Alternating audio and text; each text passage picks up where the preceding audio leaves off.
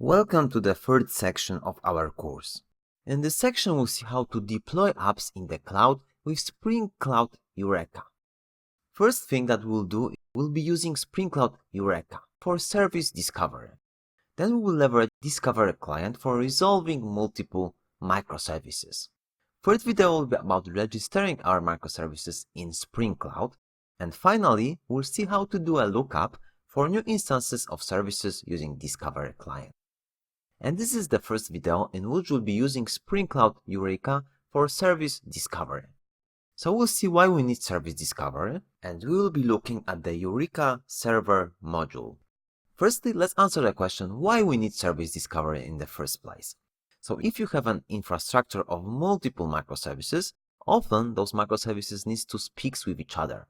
So microservice 1 needs to have data from microservice B and so on and so on. So how to solve that problem? We can have service registry, for example Eureka Server, but could be any different implementation, and when your service Y or X is starting, both of them will register in the service registry. Thus, when service X starts, it registers itself in the service registry. Then when service Y wants to query the service X, the service Y doesn't need to know exact IP. The IP is known by service registry and it can change dynamically.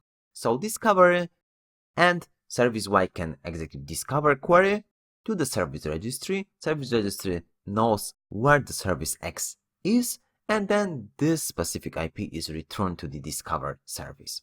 So using this mechanism, service Y and X can connect with each other directly, because then IP could be propagated to the service Y.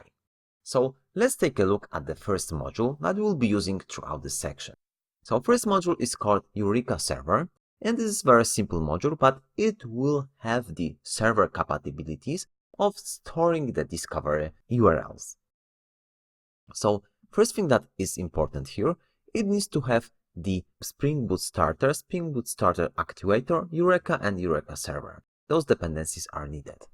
Then we have the application.yum that has also important configurations. First, you are specifying server port on which our discovery service should start. Then we are doing name of the application and then Eureka configuration. So instance of the Eureka should be localhost for the testing purpose.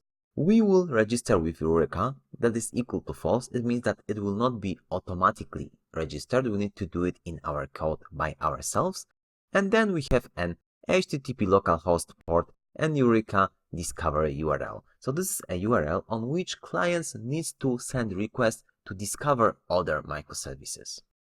Then once we have that, we need of course to have Spring Boot application starter. So this starter is very simple. There we are creating new Spring application with our class, and also we are adding listener to application PID file writer. So when the application is starting, we are creating process ID file with Eureka Server to know that it works properly.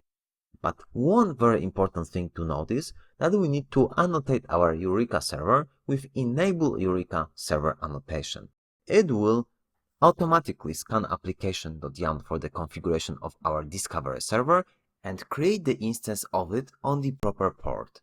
Once this is done, it will be ready to register different microservices and proxy traffic to other microservices.